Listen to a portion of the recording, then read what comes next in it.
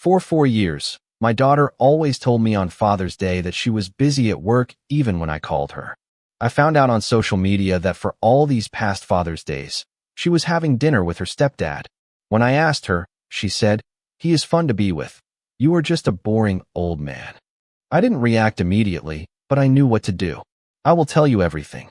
First, if you enjoy these kinds of stories, support us by subscribing to this channel.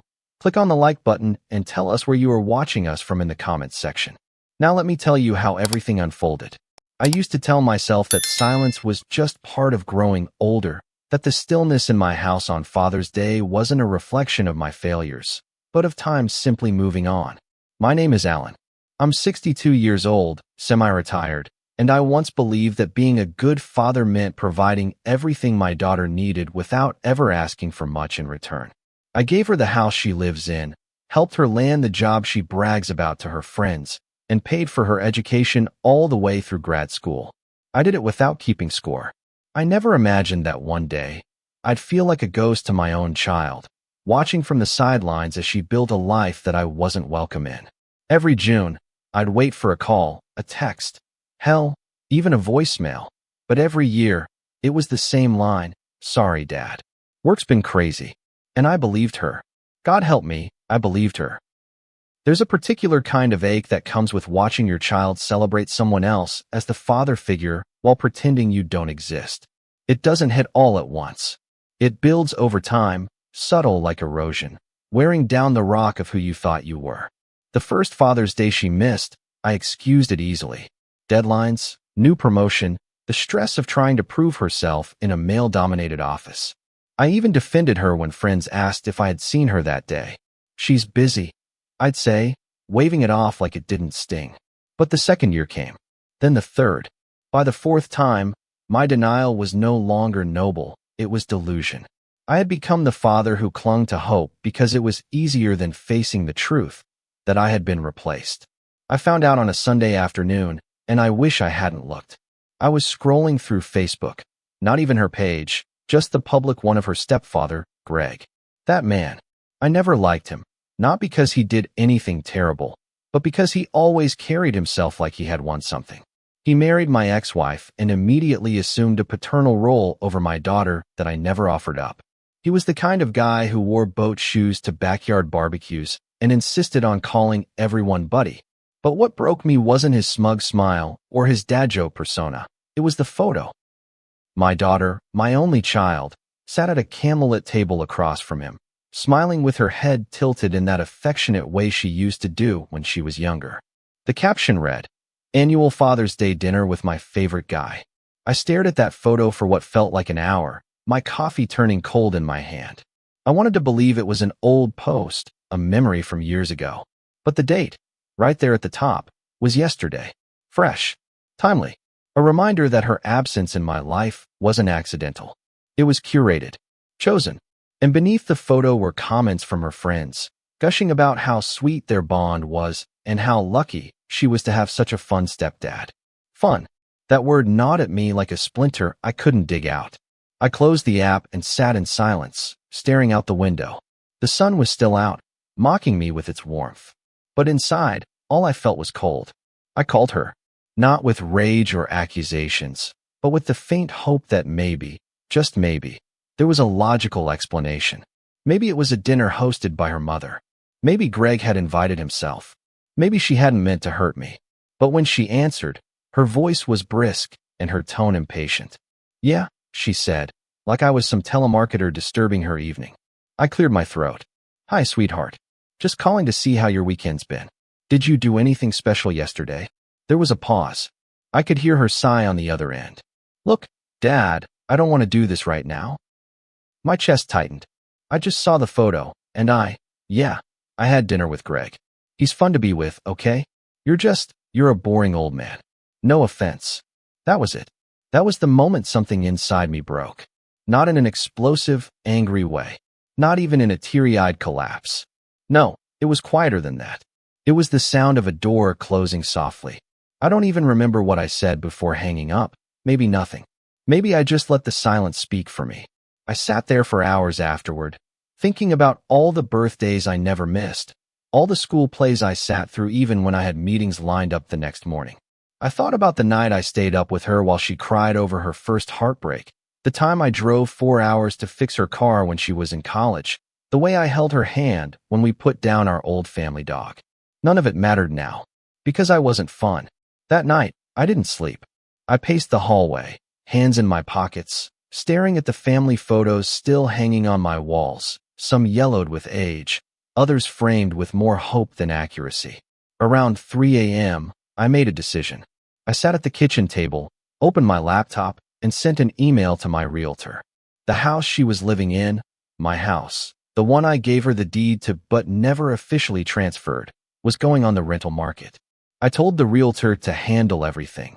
The listing, the paperwork, the eviction notice. I was done, but I wasn't finished yet. Not by a long shot. It's strange how pain doesn't always announce itself with screaming or sobs. Sometimes it arrives quietly, folding itself into your routine like a shadow in the corner of the room you didn't notice until it moved. The morning after that phone call, the one where my daughter said I was just a boring old man, I stood at my bathroom sink staring at my reflection. My face looked the same, maybe more tired, maybe a bit sunken under the eyes, but nothing on the outside told the story of what was unraveling beneath my skin. I brushed my teeth mechanically, not because I cared to start the day fresh, but because the muscle memory was stronger than the sadness. That house I'd gifted her had been in our family for years. I bought it back when she was just 8, long before the divorce, when I still believed in the kind of future that included Sunday dinners and grandchildren running barefoot across the porch. I thought I was securing her a stable foundation, something permanent in a world that rarely is. But now it felt like I had handed her a stage on which to forget me. I called the realtor again that morning, confirming the paperwork. Her voice was chipper, unaware of the emotional bomb that had gone off the night before. "We can have the eviction notice delivered by the end of the week," she said. "Do you want me to give her a heads up first?" I paused for a moment. The father in me, the man who used to wake up early to make pancakes shaped like hearts on her birthday, wanted to soften the blow, maybe even give her one last warning. But the other part of me, the man she called boring, the man who had sat through 4 years of being lied to on Father's Day, spoke louder. "No, let it surprise her," I said flatly. I hung up and stared at the wall, wondering when I'd become capable of such cold decisions. But then again, wasn't she? By mid-afternoon, the social media fallout had begun. I hadn't said a word publicly, but the internet doesn't need facts to start whispering. My daughter, in a tone somewhere between victim and martyr, posted a vague message about losing people you thought would always be there, and realizing blood isn't thicker than peace. I didn't comment. I didn't defend myself. I let her followers guess and gossip. One even messaged me directly, someone I'd never met, to say, "You don't deserve her. She's a queen." A queen, I thought, who had eaten steak with her stepfather every Father's Day while her real father sat alone with a cold dinner and his phone face up, hoping for a text. That was the royalty she offered, entitlement dressed as independence. That night, I pulled out a dusty photo album. I hadn't opened it in years. The first photo was from her 3rd birthday. She was wearing a crooked tiara, frosting smeared across her cheeks, her tiny hands clutching the bike I had assembled at midnight the night before. Her eyes sparkled in that way only children's eyes do, pure, unfiltered joy. I flipped through page after page. Halloween costumes, school plays, science fairs. I was always there, always in the background, holding her coat, carrying the camera, clapping the loudest. She used to look at me like I was her whole world. When did that change? Was it gradual, like a tide receding? Or did I miss the one moment it all turned? Maybe it was the day her mother remarried. Maybe it was something else I'll never know. All I knew was that I had been erased, slowly but thoroughly, and the worst part was, I helped it happen. The next morning, I did something I hadn't done in a long time. I drove past the house, the one she lived in, the one I was now reclaiming. It was quiet, the lawn overgrown, paint chipping on the front steps I'd once repaired myself with scraped knuckles and a beer in hand. Her car was in the driveway. For a brief second, I imagined knocking on the door, confronting her face to face, asking her to look me in the eye and tell me again that I was just a boring old man. But I didn't. I wasn't looking for an apology anymore. I wasn't even looking for understanding. I was just making peace with the ghost of what we used to have. That house had become a tomb of unspoken resentments, and I was finally burying the corpse. I spent the rest of that day writing a letter. Not to send, not to publish, just to write. I needed to get the words out before they festered into something even uglier. You think I'm boring, I began, but boring men pay for tuition. Boring men fix your flat tire at 2 a.m. without a lecture. Boring men work overtime to give you a future, then sit quietly when you trade them in for someone louder, flashier, and more fun. But boring men remember everything. Every lie, every missed call, every time you looked away like I wasn't enough. I wrote until my hand cramped. I didn't stop until the page was damp with tears I hadn't realized were falling. That night, I slept better than I expected. Not because I felt good, far from it, but because clarity, no matter how painful, is a form of peace. I had been mourning the idea of my daughter, not the reality. The reality was she saw me as a utility, a backup plan. And now that she'd disrespected me so thoroughly, so blatantly, I was choosing to unplug. If she wanted Greg to be her everything, then she could go to him for help, for housing, for career favors. I was done being the invisible engine behind her charmed life. I was stepping off the stage. Let her see how fun the world really is when she has to build it herself.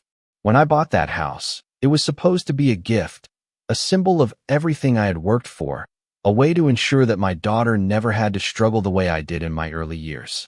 I still remember walking through the empty rooms with her the day I handed her the keys.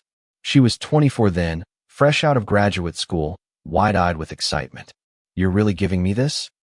she'd asked, spinning in a slow circle in the living room as the sun poured through the windows. I nodded, pretending to play it cool. "Just keep the roof clean and the bills paid," I said. But inside, I was bursting with pride. I thought I was giving her freedom. I didn't realize I was handing her an excuse to forget who gave it to her in the first place. The paperwork moved quickly once I made the call. My realtor, a no-nonsense woman named Barbara who had known me since before the divorce, wasted no time. "She's not on the deed, Alan. You still hold the title. This will be clean," she said, and I could hear the unspoken "Are you sure about this?" hanging at the end of her sentence. I didn't hesitate. I'm sure. What I didn't tell her, and maybe couldn't fully admit to myself yet, was that this wasn't just about evicting my daughter from a house. It was about evicting myself from the role I had been cast in, a silent provider, a background figure, a man whose worth was only measured by how quietly he gave and how little he asked in return. That role had grown too tight, too painful. I was done wearing it. 3 days after the eviction notice was delivered, she showed up at my house. No warning, no call, just the sound of tires skidding against gravel and a car, doors slamming with the kind of force that carried years of unspoken rage.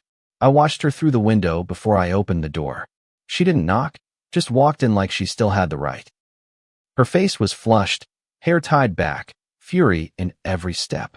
"What the hell is this?" she said, waving the notice in the air like it was a personal insult. "You're evicting me? Are you seriously doing this to your own daughter?" I took a long breath before answering. "I gave you that place because I thought you valued what I offered. You've made it clear I'm no longer part of your life, unless you need something. That house was part of me. You don't get to keep it and shut me out." Her mouth twisted into something between disbelief and disgust. "So this is punishment? Because I didn't celebrate your precious Father's Day?" She scoffed. "Greg doesn't make me feel like I'm disappointing him every time I do something he doesn't like. He's fun. He lets me live." The word hit again. Fun, like she was driving it deeper every time. "You think this is about one day?" I said, my voice rising despite myself. "It's about every time you chose him over me and lied about it. Every time you erased me from your life except when you needed money or favors. You call me boring. Fine. But now you'll learn what life looks like without boring old me cleaning up your messes." She didn't cry. She didn't yell. She just stared at me, and for the first time in a long while, I saw her, really saw her, not as the little girl I used to tuck in at night, not as the young woman I sacrificed so much for, but as an adult who had made her choices and now couldn't stomach the consequences. "You're bitter," she finally said. "And cruel." I shrugged, the motion heavier than I expected. Maybe, but I'm not stupid. And I'm not going to be used anymore. She left without another word, the door slamming shut behind her with the kind of finality that sounded like an ending. The silence that followed wasn't peaceful. It was jagged and uneasy, filled with echoes of what had just happened. I sat down on the same couch where I used to read her bedtime stories and tried to reconcile the version of her I saw today with the daughter I thought I knew. It wasn't just the betrayal that hurt. It was the realization that she didn't even seem to understand what she had done. In her mind, my reaction was the real offense. Not the years of neglect. Not the lies. Not the rejection. Just the consequence. That's when I understood something with a painful kind of clarity. She hadn't just taken me for granted. She had rewritten the story to make herself the victim the moment I stopped enabling her. Later that evening, Barbara called with an update. We've already had 3 inquiries about the property. One couple's very interested. You okay with showings starting this week? I nodded, even though she couldn't see me. Yeah, go ahead. I hung up and stared out the window. The house she once called her sanctuary was now just another listing on the market. The sentimental weight I used to carry for it was lifting, slowly, like dust settling after a storm. I wasn't just letting go of the property. I was letting go of the illusion that love alone was enough to hold people together. I got a text the next morning from a mutual friend of mine and my ex-wife. It simply read, "You really went through with it?" No judgment, just surprise. I didn't respond. What was there to say? That yes, I'd finally done what I should have done years ago. That no, it didn't feel good, but it felt necessary. That maybe I was burning a bridge, but that bridge had been rotting from neglect for years, and now it was just smoke and splinters. I deleted the message and turned off my phone. Let the world think what it wants. I spent that night alone, cooking dinner for myself for the first time in weeks.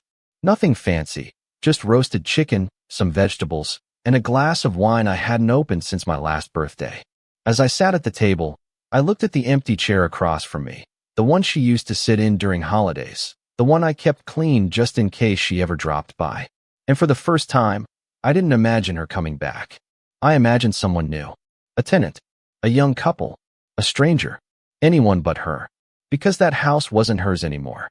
And the role I used to play? That wasn't mine anymore either. I didn't sleep that night, not really.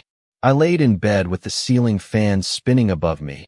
The quiet were almost mocking in its consistency. My mind ran in loops, not just replaying what my daughter had said, but digging up every favor, every moment I'd stepped in behind the scenes to make her life easier. Her apartment rent in grad school when her stipend ran out. The down payment on her first car. The recommendation letter I personally handed to her now former CEO, the same man who once told me, after a round of golf, "Alan, if she's half as capable as you say, she's got a spot on my team." I had said she was more than capable. I made her resume shine. I made the introductions. And now, she sat comfortably in that role, built entirely on the foundation of my word, my credibility. But apparently, I was just a boring old man. I had never been the kind of person to use power out of spite. I didn't pull strings to hurt people. But something in me had shifted. It wasn't just the insult. It was the pattern. The complete erasure of everything I'd done, of who I had been to her. I realized that I had been playing nice while she played ruthless, and I'd mistaken my own silence for nobility. But nobility, without boundaries, is just self-destruction in a nicer suit. So I picked up the phone. I called David, the CEO. We'd known each other for over 20 years. I had helped him negotiate a brutal acquisition deal back in 2006 that kept his company afloat. He owed me, and we both knew it. When he picked up, his voice was casual, friendly. "Alan, to what do I owe the pleasure?" I didn't waste time. "It's about my daughter," I said. "I need her off your payroll." There was a pause on the other end. Not confusion, just quiet calculation. "You sure about that?" he asked. "She's solid at what she does. Ambitious." I didn't flinch. "I'm sure. That opportunity came from me. She no longer deserves what she's chosen to throw away." Another silence. Then a sigh. "I'll handle it discreetly. HR will make it performance-related. She'll walk away thinking it was about budget cuts or reorganization. She won't trace it back to you." I appreciated that. I didn't want to destroy her. I just wanted her to understand that every ladder she climbed had rungs I'd put there. And if she was going to spit on the hands that built them, then maybe it was time she learned how steep the climb could be without me. It happened faster than I expected. 2 days later, I got a message, not from her, but from a friend of hers. She's devastated, it said. Came into work, got called into HR, and just blindsided. She thinks she did something wrong. I read that message without emotion. I didn't take joy in her pain. I didn't want her to spiral, but I did want her to pause, to really, finally, feel the weight of what she had thrown away. Because up until that point, I was just a bank account, a backstop, the invisible scaffolding holding up her entire world. And maybe, just maybe, she needed to watch it fall for her to understand what I had been all along. The call came that night. Unknown number. I answered anyway. "You bastard," she said. No greeting. No hesitation. "You had me fired? Are you insane? Do you know what you've done to my life?" Her voice was venomous, shaking with rage. "I built that career," she snapped. I couldn't help myself. I laughed, but not because it was funny. It was bitter. Exhausted. "You didn't build it," I said quietly. "I did. You walked through a door I opened. And now you'll learn what it's like to build something on your own. Welcome to adulthood." She went quiet. I could hear her breathing, sharp, uneven. "You're punishing me because I hurt your feelings? Because I didn't have dinner with you on Father's Day?" Her tone shifted, accusatory, incredulous. "No," I said calmly. "I'm punishing you because you made it clear I'm not your father unless I'm useful. You call me boring. You laughed at me. You've spent 4 years lying about your plans while celebrating another man in my place. And when I stopped giving, you acted like I betrayed you." She didn't respond right away. When she did, her voice cracked. "You don't get to do this. You owe me." That's when I snapped. "I owe you," I said, my voice rising for the first time. "I owe you nothing. I gave you everything. I gave you the house you lived in for free.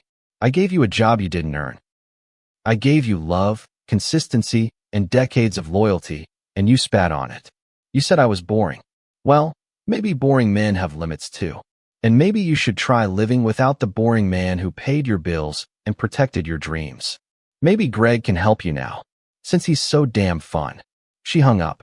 No goodbye, no apology, just the sound of disconnection, the final, brutal silence of a bridge burning in real time.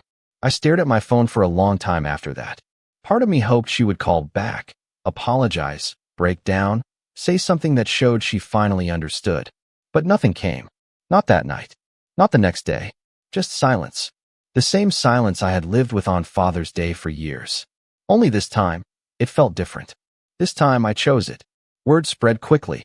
Mutual acquaintances started reaching out. Some were supportive. Others questioned my sanity. "Isn't that a bit much?" One text read, "She's your daughter." And that was the crux of it. Everyone kept using that word like it was a shield she could hide behind. Daughter. As if biology excused betrayal. As if sharing DNA meant I had to accept being erased. I didn't respond to most messages. I wasn't interested in defending myself anymore. I had spent too many years doing that silently, explaining away her absence, justifying her distance, covering for her cruelty by pretending she was just busy. Now, I didn't need to explain. I just needed to protect what was left of my dignity. The following week, Barbara confirmed the new tenants were moving into the house. A young couple, polite, grateful, excited. She sent over the signed lease, and I felt something loosen in my chest. It was done. That chapter was closed. I no longer had to drive past that place wondering what she was doing inside, whether she was thinking of me. The house had new life now. So would I? I didn't expect the silence to feel so loud. After everything was set in motion, the eviction finalized, the job severed, the calls from my daughter ceasing, I thought I would feel relief, maybe even triumph. But instead, the house echoed differently now, like the walls had been holding in more than just memories. Every room felt wider somehow, stretched with emptiness, as if the decisions I'd made had pushed the past out and left behind only ghosts. I walked the halls more often at night, my footsteps soft against the hardwood, pausing now and then to glance at old pictures I hadn't yet taken down. A younger me, smiling next to a girl with pigtails and missing teeth. A beach trip where we both looked sunburned and happy. I hadn't realized how many snapshots I'd kept out of habit. And now, Each frame stared back at me like a question I couldn't answer. Word of what I'd done had spread beyond mutual friends. My ex-wife called a few days after the fallout, her voice sharp and indignant. "What the hell did you do to our daughter?" she hissed. I didn't even say hello. I just leaned back in my chair and closed my eyes. I stopped letting her walk all over me. That's what I did. She didn't like that answer. She went on a tirade, accusing me of sabotaging our daughter's life, of acting out of spite and bitterness. And maybe there was some bitterness, sure. How could there not be? But spite? No. Spite would have been public. Spite would have made a show of it. What I did wasn't for the world, it was for me. I told her that too. She doesn't need another rescuer, I said. She needs a reckoning. The line went quiet after that. Then she hung up without another word. For a while, I couldn't go near the old neighborhood. Every corner reminded me of something. The bakery we used to stop at on Saturday mornings, the park bench where I'd sit and watch her learn to ride a bike, wobbling and squealing with laughter. Those streets held my history.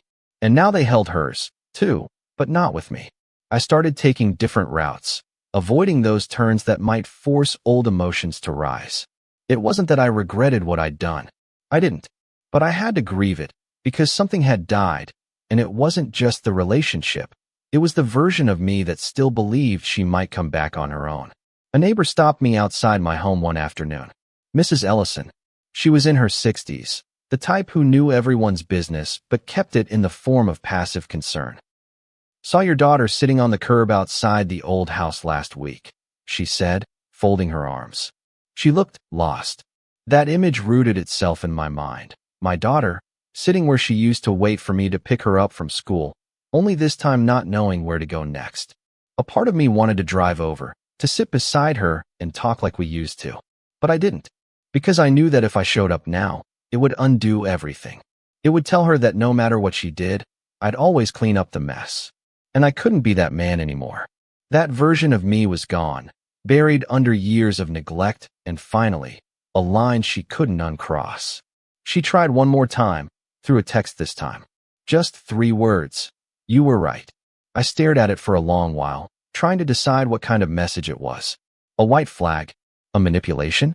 A real moment of reflection? I didn't answer right away. I let it sit there, glowing on my screen like a wound. I went out to my backyard instead, poured a drink, and sat with the quiet. I thought about all the ways that phrase could mean something different, depending on the timing, the tone, the person saying it. "You were right" could be an apology, or it could be a trap. I chose not to reply that night. Not because I didn't care, but because I cared too much to fall back into old habits. Social media had its say too. Posts flew back and forth from her friends, some vague, some direct. One said, "Imagine losing your job because your dad couldn't handle being replaced." Another, "People will show their true colors when they no longer control your life." I read them all without comment. I didn't feel the need to defend myself to strangers. Let them make their assumptions. Let them see me as cold, controlling, whatever made their narratives cleaner. I knew the truth. I knew the years I had poured into that girl, the nights I stayed up worrying, the thousands of quiet sacrifices that never made it into an Instagram caption. And now that I had stepped away, it was easy to see who really valued the truth and who just wanted a villain. But even in my conviction, I wasn't without pain. The fallout left scars, as all endings do. There were moments I reached for my phone without thinking, wanting to send her a picture of something that reminded me of her childhood, a joke only we would get, a song we used to sing in the car. And then I'd stop myself. That's the worst part of grief. It doesn't just visit you in the big moments. It sneaks in during the quiet, mundane ones, where memory hasn't yet adjusted to loss. I started journaling at night, something I hadn't done since my 20s. Just thoughts, fragments, reminders to myself about why I did what I did. I wrote one entry that simply said, "You didn't break her. She just never saw you as whole." As fall approached, the days grew shorter, and I spent more time indoors. The house, for all its silence, started to feel like mine again. Not the place I had once shared with a daughter who no longer called, but a place where I could sit with my choices and feel something like peace. I redecorated, took down some of the photos, put up a few new ones from recent trips I'd taken alone. I wasn't trying to erase her. I was just learning how to live without the version of her I used to hold on to. There's a difference between letting go and giving up. I hadn't given up on her entirely, but I had let go of the fantasy that love alone would bring her back. It's been 3 months since the last time I heard her voice. No more calls, no more texts, not even a vague post on social media directed at me. Just absence. At first, the silence roared. I would walk into the kitchen expecting to see a missed call or a message, some attempt at reconciliation, maybe even a half-hearted apology. But with each day that passed, I began to understand that the silence wasn't a punishment, it was a boundary. And unlike the ones she ignored for years, this one was mine. At my age, people tell you that family is everything. They use that phrase like a spell, like it's supposed to erase all sins and override all disrespect. But I've come to learn that family isn't about blood, it's about presence, about effort, about reciprocity. I gave her everything I had to give, and what I got in return was for consecutive years of invisibility. I've changed more in the last 3 months than I did in the last 3 years. I used to be someone who waited for her to call, waited for her to remember me on holidays, waited for her to acknowledge the sacrifices I made. I don't wait anymore. I started waking up earlier, not because I had something urgent to do, but because I wanted to reclaim the mornings for myself. I joined a local walking group, just a bunch of older guys like me, some of them estranged from family too, others just lonely in the quiet way men often are. We don't talk about our kids much. We talk about the weather, our knees, the stock market. But sometimes, in the lulls, I see the same weight in their eyes that I carry in mine. Disappointment, resignation, but also a strange kind of peace that comes with finally choosing yourself. I drive past her old house sometimes. Not often, and not on purpose, but enough to know the new tenants are doing well. They put a swing on the porch, strung some fairy lights across the awning. A little girl plays in the yard sometimes. Dark hair, maybe 6 years old, always barefoot. And every time I see her, I wonder if she'll grow up remembering the man who kept the lawn trimmed, the one who waved from across the street. Or if, like me, she'll one day stare at an empty chair on Father's Day and wonder where the connection broke. Maybe she'll be different. Maybe her dad will be the kind of man who both disciplines and delights, who teaches boundaries as clearly as he gives love. Or maybe she'll be my daughter one day, proud, distant, convinced that love is conditional unless it comes with applause. There's an ache that doesn't go away. I don't want to lie to myself and say I'm healed. I'm not. I miss her. I miss her laughter, the way she used to hug me from behind and say, "Hi, old man," when she was home from school. I miss the feeling of being essential to someone, of matching. But missing someone doesn't mean you let them keep hurting you. That's the part most people don't understand. Love doesn't mean endurance at all costs. Love, when real, respects the hands that offer it. And if it doesn't, then it's not love, it's convenience. And I won't be a convenience anymore. Last week, I saw Greg, her stepfather. We were at the same hardware store, both reaching for the same brand of lawn fertilizer. He looked at me, gave that half smile he always wore, just enough smugness to remind me why I never liked him. "Haven't seen her much either," he said, casually, as if he wasn't the face she chose to replace me with. "Guess she's figuring herself out." I didn't respond. I just nodded, paid for my things, and walked out. But in the car, I gripped the steering wheel tighter than I needed to. Because even now, he didn't get it. None of them did.